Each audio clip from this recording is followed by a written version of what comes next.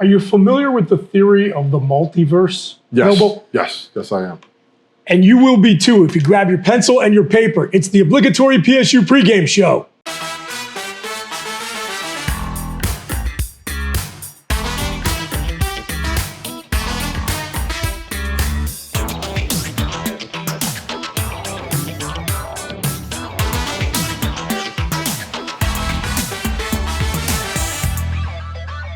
Welcome, everybody, to the obligatory PSU pregame show. We're at the We Are in Philipsburg, as we are all season. I'm your fake host, Chris Bucanani. I got Mike the Mailman. I got former Penn State and NFL defensive tackle Brandon Noble. No Kevin Horn. We're giving him a little break this week in case you haven't picked it up over the course of the broadcast. Kev's a new dad this season, so we thought he deserved a little vacation. So the multiverse, Brandon, is an obscure theory in quantum physics, not to mention a plot device in the Marvel Cinematic Universe. I know it more from the Marvel Cinematic Universe as opposed to quantum physics. Sure. Well, no matter where you know it from, the timelines have branched, and we are now living in the version of the universe where James Franklin can take his team on the road and win a big game. Yeah. So all possibilities are open to us now, gentlemen. It's the one that Mike's been living in the whole time. I'm so happy. He just jumps over into ours every once in a while. That's right. So first of all, you would be surprised how difficult it is here in Halloween season to find a clown nose, but I should be wearing one today for sure because I picked the Nittany Lions to lose that game last week, and they did not. Michael, you said on this program that you had wagered your own money on the Oregon Ducks. Yep. +3.5 at home. Love those home dogs. Love them. When Mike the Mailman puts his own money on the line, you might want to think about doing the same. But a big, big win for James Franklin and the Nittany Lions. Yep. I mean, potentially program changing, narrative shifting. Absolutely. I think narrative shifting. I think it definitely doesn't take pressure off from the season perspective, but from kind of a career perspective and a fan base perspective. Yep. I do think it gives a little bit of wiggle room to where James is right now and kind of the way that everybody views him. And without even nationally, right, from a media perspective, right, and how the program is looked at. That was a win that was one that Penn State's never done it, right? They'd never gone out there to the West Coast and beat USC. And even though USC had that really bad loss the weekend before, they're a good football team. Oh, yeah. They are a very good football team. And so to go out there and win that way, I know that, you heard maybe complaints isn't the right way to put it, but people kind of nitpicking, right? A slow start, whatever it is. It went to overtime, had to beat them there. But that was a very good win. They went out, they didn't start fast. They don't start fast. That's just who this team is, right? Let's stop thinking that these guys are going to start fast. It's okay, right? Just win the game at the end of the day. All that matters is you have one more point at the end of the game than the other guy does. And that's what they did. It's better to finish fast, you get that win. Definitely better, a lot better. So what a game it was. What a game. It was an entertaining game. It was a thrill ride. That's how I described it. And I can't remember the last time Penn State gave us a game like that, especially when we felt good at the end of it. Yeah. Mike, one of the things I was a little concerned about was because of the Minnesota loss and USC dropping out of the rankings, maybe Penn State doesn't get the credit that they deserve for beating a really good football team. I think it maybe, paradoxically worked in our favor that it was a close game because I feel like USC putting up the effort that they did kind of validated for everyone watching that this is a team that maybe they're 3-3, but it reminded everyone why they're a few plays away from undefeated. Oh, definitely. Oh, yeah. I right. I agree with you there. Yep. Great game. I get all these texts from all these Penn State fans. I got so nervous. My heart was racing. I said, "Well, it's a game. They won. That's the big deal." Fair to say that the texts you were getting at halftime were different than the ones after the game. Yeah, you're right, Kevin. Yeah. I may or may not That's right. have had Kurt Signetti on a flight to the University Park Airport at halftime. But I do want to share something about that half. Penn State goes into the locker rooms down 20-6, which means we came back from a 14-point deficit. Only the fourth time that's happened under James Franklin. The first time, actually, was his first year at the helm. We were down 14 to BC in the Pinstripe Bowl. Oh, okay. Then the only other two times Penn State has come back from down 14 points and won a game also happens to be a year in which we were a second half team. 2016. Okay, yeah. Down 2 touchdowns to Ohio State and down 2 touchdowns to next week's opponent, Wisconsin, in the Big Ten championship game. Oh, so that's right. There, yeah. If history tells us anything now, it's that when Penn State is a second half team and comes back from 14-point deficits, they win the Big Ten. There we go. I like it. It works. Let's give it Quantum physics. Correct. Yes, it's a multiverse. A multiverse. Honestly, I meant it when I said I could not conceive of what it would look like for Penn State to go into one of these games. I had circled in the preseason when I looked at the schedule and said, oh, that's an L, and actually get it done. And then in the moments when we needed them to come up biggest, they did. Yeah. And it starts with the most important position on the field. The kicker. Correct. Yeah. Drew Aller, he was pretty good. When he needed to be. Yes. Yeah. Those fourth down conversions, right? When the game's on the line, literally, he I think he's a guy that, and you don't know, speculatively how long a guy like that stays in school, right? You know what I mean? But he's on his way to becoming one of the guys that we talk about here for a long time. Yeah. And depending on how this season kind of plays out, and we get him for another year, he can be really good. And I'm going to go back to Andy Kotelnicki too, like the marriage of those two, right? The synergy of that group on offense right now. Like Kotelnicki knows exactly how to use the pieces that he has, right? Tyler Warren, right? The running backs, the O-line. Like the receiving core isn't great, right? That's okay. Like they're coming along, right? Fleming had a good game, right? He had a couple really big catches for us. But I think that Drew Aller is really showing that he is becoming the guy that we thought he would be. And I think that, again, coming into school, a 5-star quarterback, a freshman starting, like realistic expectations should have been a little bit lower than they were. But that's the Penn State, that's the fan base in general, right? Any fan base, right? Not just ours.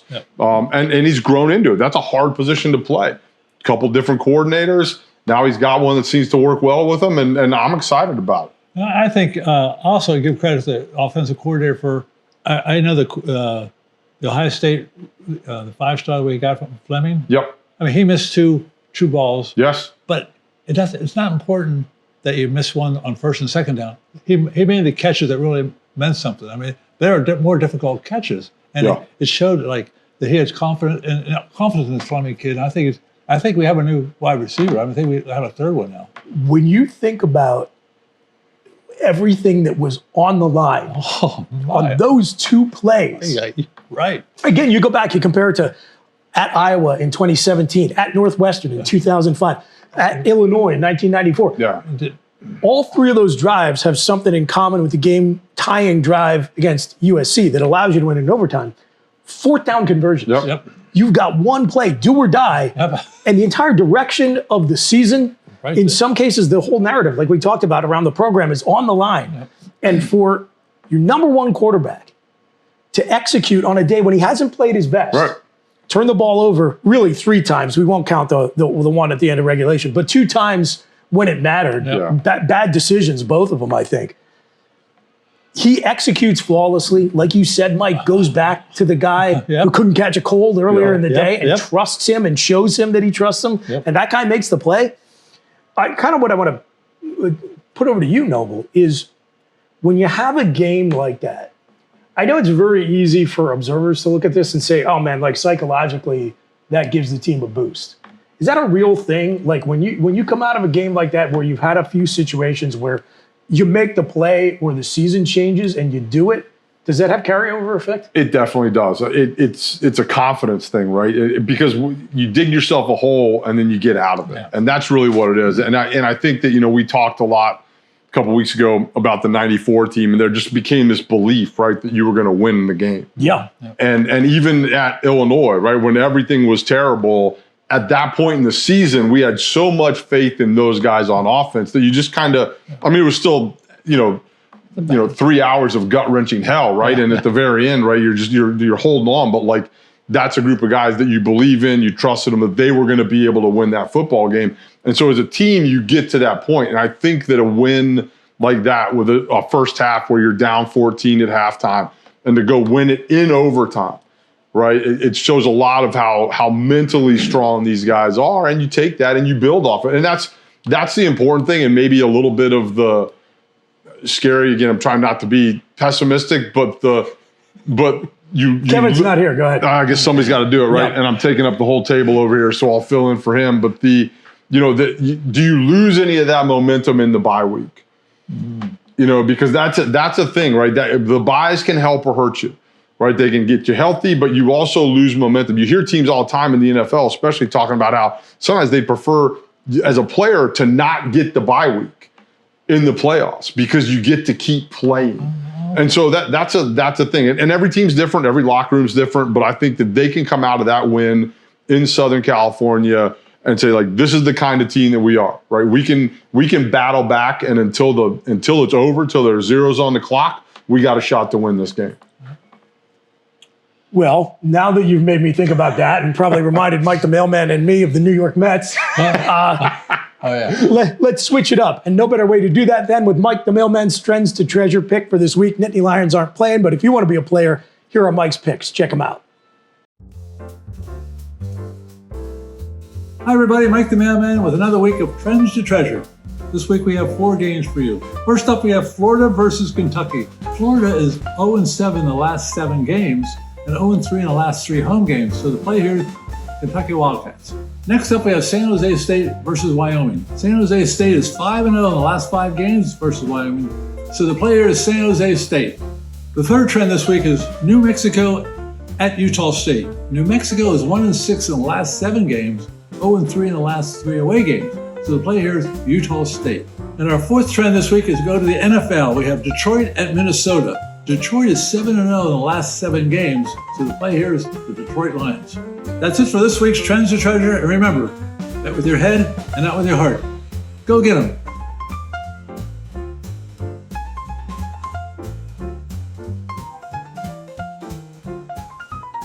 This segment of Obligatory is brought to you by Concierge Medical Associates. Whether you're a weekend warrior or elite level athlete, let Dr. Stephen Murphy and his board-certified sports medicine specialists keep you at the top of your game. Schedule an in-person or remote consultation at conciergemedical.ai. Welcome back, everybody, to the Obligatory PSU Pregame Show. We're at the We Are In. We want to thank the folks at conciergemedical.ai for helping make this show possible. It's Penn State's bye week. We are riding high at 6-0, ranked number 3 in the nation. You guys worried about that? You worried about being number 3? No, I like being number 3. Yeah. I mean, it's better than 23. Yeah. You know what I mean? So, yeah, right. Indeed. But I do think it adds a little pressure, right? It adds a little. It adds more eyeballs, right? You get talked about a little bit more, right? When you sit down in kind of that 7 to 10 range, right? You know, they talk about you on game day, right? But like when you're in the top 3, you are a focal point. Your matchup is a focal point of that conversation, and it'll be that way. Hopefully, I mean, throughout the rest of the year, hopefully we stay up there. And I think also it's an intimidation to the other team. You intimidate these teams by, wow, we're playing a number 3 team. We better get ready. But I think Penn State has a little edge being ranked number 3. Not to rain on your parade. Yes. But that theory has not held up during the James Franklin era. I know, you're right. It's proven intimidating for one team, but not the one you would hope. Yeah. That said, Mike, we talked about all things being possible now coming out of this win. And, you know, I know you have us going 16-0, so of course it doesn't really matter where we're ranked. But the pressure is definitely on. Oh, yeah. The spotlight, whether you like it or not, I've talked to a lot of fans who are hoping, could we fly below the radar for a little bit longer? Eventually, you're going to have a great season. The spotlight is going to be on you. Yep. And what that win at USC, Penn State, by the way, getting their first win over the Trojans on the West Coast, another big one for the team in the program. That opens up a possibility with the way this schedule plays out to not only make your first postseason appearance, but to start talking Big Ten championship game, first round bye, home playoff game, deep run into the postseason. So we've seen a lot of good things from Penn State, but my feeling, and James Franklin echoed it in talking with the press this week, is that I still think this team is pretty far away from its ceiling. Like, I think there's a lot of improvement to be made. So what I want to talk about this segment is who are players who need to step up their level of production in the second half for Penn State to realize some of these bigger goals that are coming into focus? I would say Julian Fleming. Okay. I think it's the receiving core in general, but he's the one that I think, you see it, you see glimpses, you see flashes, right? He had those 2 huge catches this weekend. But I think that he's a guy that, and I think that's tied in with Kotelnicki and Aller figuring out how to get him involved more, right? And so it's not just all on Fleming to do it himself, right? Again, you as a quarterback, as a receiver, there's a lot dictated by other people as to what happens to you, right? Sure. The play call, the defense, where the quarterback's eyes are, the protection, right? All those things, right? So it's more than just running a good route and catching the football. So I think from that perspective, figuring out a way to get him more active in the game and become a true number 1 receiver. Like, that's one thing that I think we really need is one of those guys. And I'm just using him because he's the guy that showed up here with the experience, right? He's been at Ohio State. He was a 5-star. He's a Pennsylvania kid. All those things. I think if he can figure out a way over the second half of the season to become the number 1 receiver, whatever that means, I think that helps the offense tremendously. I agree. But the one thing, you're about the slow start. I was concerned about that, but then you're right. I think the defensive line didn't seem to be as good as they usually are. They didn't get to the quarterback that easily. We were thinking the offensive line wasn't any good for Southern Cal, but they seemed to hold the defensive line out a lot. So. Well, I do think part of that, and we've been saying this every week, but there's some legitimacy to it. Part of it is offensive game plan. Yes, ball comes out fast. Yeah, that's right. Yeah. And if you're trying to avoid an offense that can scheme up against what you're doing defensively, USC is not the team you want to play. Right. I mean, we talked about it. 2 really good tailbacks who did damage against us that allow you to be balanced on offense, because Miller Moss is a really good quarterback who has one of the quickest times to get the ball out in the Big Ten. Yep.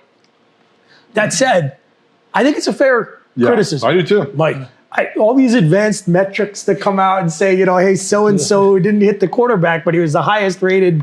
I've enjoyed following Zaki Wheatley's dad on Twitter, and one of my favorite things he does is just point out the wide degree of variance in the PFF grades. PFF Zaki, like every week he does basically the same thing. Sometimes he's in the 80s, sometimes he's in the 60s. So these advanced metrics, you know what metric I like? Sacks. Yeah. Right? Actually, go hit the quarterback. Yes. Yeah, that's it. So that's fair. I like that. And haven't really, other than Zane Durant, who's been having a great season. A great year. Yep. We've not really called the names of as many of the interior linemen as we were thinking. Now, you know better than anyone. That's a job where a lot of times, if you're doing it right, you're not going to get the credit. Very true. But talking about, is there another gear to hit? I think the defensive tackles as a group probably have room to do more. You'd love to see more production. I definitely think that's the truth. I do think that they are playing well. Obviously, you're not 6-0 if they aren't, right? And defensively, you've got guys, on the edge that are really good. You've got, but that group inside can be more disruptive. I think Zane's had a ridiculous season. I think he's really one of those guys that has kind of really made a name for himself so far this year. Yeah. But I do think that, like you said, there's other defensive tackles, right, that you need to be active in there. And in run defense, too. Absolutely. Some of that is dirty work that will never get your name called on the Beaver Stadium PA. And collapse in the pocket. That's exactly right. You know what I mean? So there's definitely more that can be done. I think Mike, that's a fair point. I do want to mention one thing. It might be off the subject, but for the last 9 years on the show, I have said to win a football game, you throw it to the tight end. Now, there's a guy who needs to step up. Tyler Warren is a senior. Only 17 I am waiting. Only 17. I am waiting for that guy to break out. More. Time is running out. That's what a game. Anyway. Amazing. I mean, he couldn't be any better. I mean, he really couldn't. I mean, I legitimately believe he belongs in the Heisman discussion. Yeah, and I think that one of the fun things about this weekend was they get that win. If they don't win that football game, right, that effort, right, 17K is completely wasted because the notoriety goes out the window. Nobody talks about it. The message around the game is Penn State went out there and lost, right? And they'll talk about James. They'll talk about whatever else went wrong, like to force the loss. And if Tyler would have had 17 catches and a loss, it would have been a little footnote. It would have been on the bottom of your screen, and that's We'd all be face palming. This show would be tears in the beer, sad Sack which is City. when we're at our best. Yeah. Usually. if you do anything this week during the bye, go back and watch the replay, that game-tying drive. Think about all this great stuff we're talking about, everything that's in front of Penn State, generational game from Tyler Warren. That hung on Drew Aller moving out of pressure, looking across the field and throwing a dart to Julian Fleming, who'd already dropped a bunch of passes. It just, again, like I get sick to my stomach just thinking about it, but that's what makes Penn State one of 7 FBS schools that has gotten over 900 program wins, because that stuff just happens when you're in Nittany Lion. And that's program lore right there. A couple of other names I'll throw out, guys I think need to step up their game. You talked about the defensive line. I think in particular, it's not that Abdul Carter has been playing poorly. Yeah. But I think there's room to grow, room to definitely. improve. I think Tony Rojas is another kid who has got to become more consistent. Yeah. I mean, makes a handful of game-changing plays every week and then misses tackles that make you want to pull your hair out, which fortunately I don't have to worry about. It's good for you. Yeah. Another name I'll mention, gave up the go-ahead touchdown in the fourth quarter to SC, is A.J. Harris. He hasn't played poorly, again, like those other two guys. Right. But I don't think he's playing to his potential. And you got to do that. Everyone has to step up and do what they got to do. To me, I'm encouraged by that. Yeah. Oh, yeah. If I felt like we were topping out and we were winning games this way and starting slow, I'd maybe be a little bit more concerned if I thought, man, they are still putting the pieces together. And I don't know. I feel like we've seen improvement week to week. No, the team has definitely gotten better. And it'll be a little bit here, a little bit there, right? Yeah. A different group gets better here or there. But, you know, again, I think we've talked a lot about the offense because, to me, that was the big question mark coming into the season, right? You know, Aller, they weren't great last year, right? They won 10 games, but they weren't great. Yeah. So I think defensively, you're right. I think Harris, I think Rojas, you know, Abdul Carter, yeah, he's a guy that they're all guys that they're especially Rojas and Carter, right? They're splashy, right? You get a big play here, a big play there. Yeah. You haven't seen anybody really take a game over, right? And I think that's something that especially Carter has the ability to do, right? He has the ability to be a guy that is a complete game wrecker for somebody, and he's not there yet. And it's there. That's the thing. It's gonna happen, right? It's just a matter of when. And really, at the end of the day, you want it to happen. Ohio State, Wisconsin, Minnesota, one of those games, Washington, right, where you need your best guy on defense to show up. And I do think on the back end, again, just, you know, they were not exposing the right. They were tested this week athletically, right? That wide receiver core at USC is as good as we have seen. Yeah. And early in the game, you're going, whoa, you know what I mean? Like, these guys are kind of running around by themselves. You know what I mean? Like, what's going on here? So I think it was good for them to see that, because you're not necessarily going to see it, you know, when we get to Wisconsin in 2 weeks. But like when you see Ohio State, right? Like that wide receiver they have is terrifying. And so they've got to be great going into that game. And they got a couple weeks to get there. Yeah, irrespective of who's terrifying for Ohio State, we don't got to worry about it this week. We can just enjoy the bye. We'll take a little break here, and when we come back on the other side, we'll talk about where are our expectations now coming off the big win. So we'll be right back. Random Number Generator is brought to you by the good folks at Anti-Fragile Brewing Company. Anti-Fragile is the official beer supplier fueling the obligatory pregame show. Anti-Fragile brews incredible beer we all enjoy and recommend. And check out their Moody Culture Kombucha and fill up on Uncle John's cheesesteaks. Check them out when you're in Happy Valley at 324 East Calder Way or anytime at antifragilebrew.com. So thanks again to the good folks at Antifragile for being our official beer supplier all throughout the season. We're here at the We Are In. It's Penn State's bye week, and we are enjoying the fruits of that big win over USC. Mike, you are probably the worst person for me to start with on this topic, but like a good fake host, I'm starting with you. How do you feel the expectations have evolved based on what we've seen from Penn State thus far? Well, over the last 7 or 8 years, it's been very difficult for us to talk about an offense that's moving the ball all the time. These guys are, you know, even during the USC game, I told my bride, I said, Katie, I said, I'm really confident in this game because the offense is moving. It's just a matter of time for the defense to step up. The offense was moving the ball, you know. So I think the offense has me excited about this team.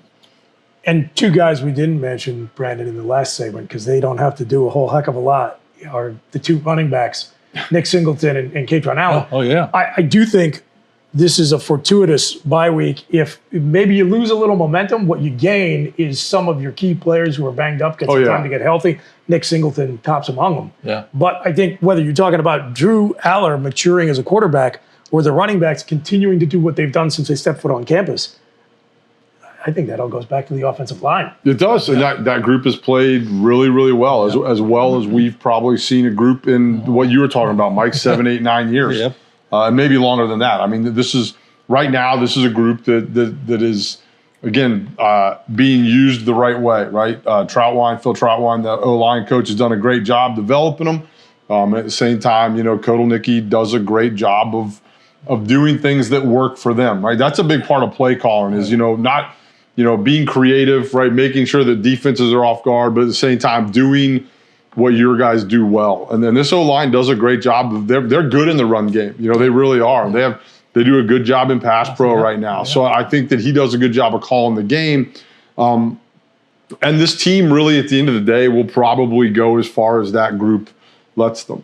I mean, that is it really is the most, again, bringing up the 94 team again, right? The reason that we were as good as we were, as good as that group of skill guys was around them, that offensive line was something like you've never really seen in college football. There are a couple of Nebraska O-lines that you think about, maybe some Alabama O-lines, even some Ohio State and Michigan O-lines that you're like, that's why they won so many games. And again, I'm not saying that this group is there, but I'm saying that this group is going to be a huge part of how we finish this season. When I think about any moment this year where I've been frustrated with the product on the field, I don't think I've thought about the offensive line once. No, it hasn't been one of those years. Right. So kind of taking everything we've discussed in this off-week program into consideration, I want to put to you guys, how now, based on what we've seen, do we know, brown cow, thank you, do we define success for this team?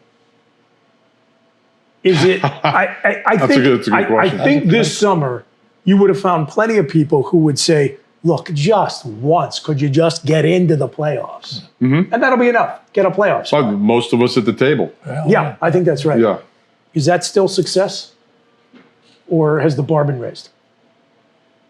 You had said earlier about Penn State being a large home game or something like that. They're going to get the bye. When they win the Big Ten, you get the bye. Don't you get the bye automatically? You know the rules. I don't know these rules. So. Yes. Mike. Okay. I think I do. I think the longer that we stay where we are and build momentum, I think that the bar keeps getting set higher and higher. I agree, yeah. I think the big test, and we can do this because we don't have to play or be involved in it. The big test, the eye test, is going to be that Ohio State game. Sure. And I think when you watch that game and you look at however it turns out, right? However it turns out, well, obviously you got to beat Wisconsin, right? You got to do all the other things. Yep. But when you watch that game, then you can go, okay, we get into the playoffs, barring an absolute just monumental, just dumpster fire finish, right? You get into the playoffs. That Ohio State game will tell you kind of what the expectation should be in the playoffs, right? Is it win a football game? Is it just happy to be here kind of deal? To be completely honest with you, I watched the Ohio State game against Oregon, and I've watched how we've played, and if we do this right, like that's a winnable football game to me now. No question. It really is. It really is. Like you said, you got to win when you're a favorite. Yes. Penn State's going to be favored in every game other than Ohio State. Yep. So you got to take care of business. You do that next week against Wisconsin. You go into that Ohio State game, like I said a couple of weeks ago, playing with house money. Yep. Awesome. Yep. Everyone, from the players to the fans, the coaches, everyone's relaxed. No one is going to dog you and say, oh, your season's over, you can't win the big one, blah, blah, blah. If you lose, and now with Ohio State coming in with at least one loss on the board, all the pressure is going to be on them. Oh, they're going to have a ton of pressure. Absolutely. Yeah. And let me put this to you guys. Maybe something that has not been talked about or thought about too much, and maybe makes you a little bit nervous, is the massive, and I mean massive, talent exodus awaiting this program at the end of this season. Because when you think about the number of guys who are upperclassmen who are out of eligibility. Yeah. You know, guys like Nick Dawkins and Sal Wormley, Ty Warren, of course, on the defensive side of the ball, and then juniors from the class of 2022 who are going to be playing on Sundays next season. This is not a building year. No. This is time is now. This is not at this point just make the playoffs. This is go on a run and see how far you can get. And I think the expectation at this point is you're ranked number 3 for a reason. Yeah. And you want to be in that mix. You want to be in that conversation at the end of the year. No one, maybe Texas, but outside of the Longhorns, no one to me has looked even close to unbeatable. Yeah, and I think this is a great, although that's a great way to look at it, right? This is not a team that is going to be back next year, right? You know what I mean? This is not a group of guys. This is not a level of talent, right? This is end of the line. This is the end of the line. And it's when you watch college football this year, right? And you know, a couple weeks ago you saw like Tennessee lost and Alabama's lost, and all Georgia's right. So you're seeing all these teams that have you don't have those 4 or 5 teams that you just go, well, that's the playoffs, right? You really don't. I mean, Ohio State, right? Like you really look at this thing and you go, Texas is. I've only watched a little bit of them play football. They're really good. They're good. Very really, deep, really very good. Talented. Yep. And so you go, all right, that's probably the team to beat. Oregon is really good. Like I think Oregon is a really good football team. So I think that there are a couple teams in there, but I can honestly say, probably for the first time, Mike, in a long time, that Penn State is also one of those teams right now. We stack up. And they've earned the right so far to be there. I mean, they really have, which is cool. I think college football has gotten, like the NFL, a lot more parity than ever before. I think it's because of free agency. Yeah, that's it. I mean, it's a part of it. You know, it really is. And so any given Saturday, anything can happen. And like you're right, I think Penn State has looked as good as anyone I've seen this year myself. I think they really look good. Yep. Well, in that spirit, we can all relax and enjoy the games this Saturday. Boys, here's to getting healthy this week. Amen. Going 1-0 next week. Mm-hmm. We will be back from the We Are In Philipsburg, getting ready for that Wisconsin game. Until then, enjoy the free week of football. Take care of yourselves and each other. We are.